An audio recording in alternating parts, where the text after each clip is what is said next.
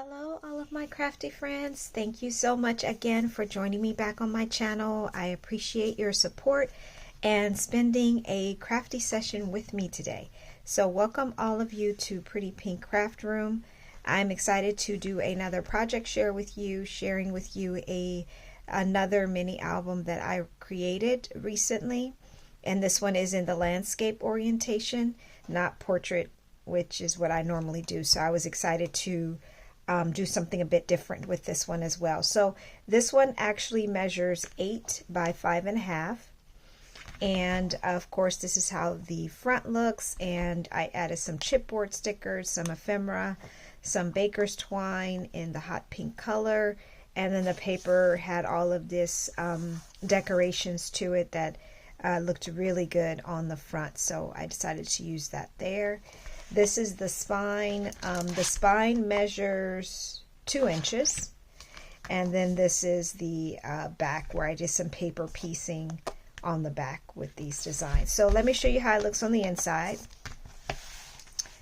So this is the front cover, and it's just a small pocket here. I added this just as a journaling card or a photo matting for pictures there. And then I added this small booklet for photos to go there as well.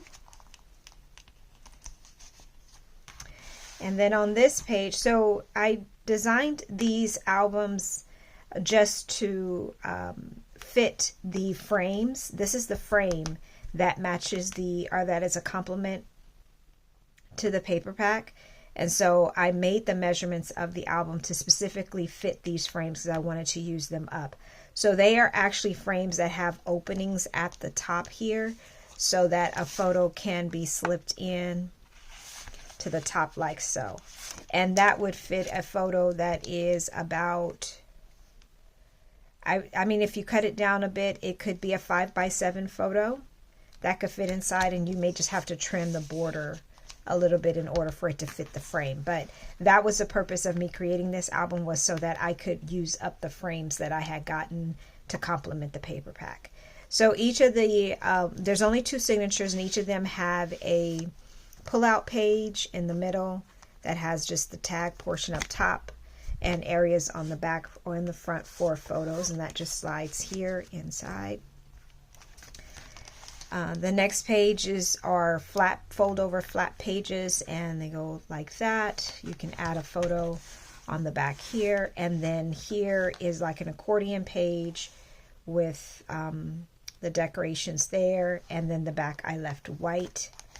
And then when you pull it up, there's areas here for a photo, or you could leave it as it is if you want to keep that. And that folds up like that and like so.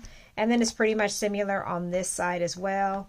And there's an area for a photo here.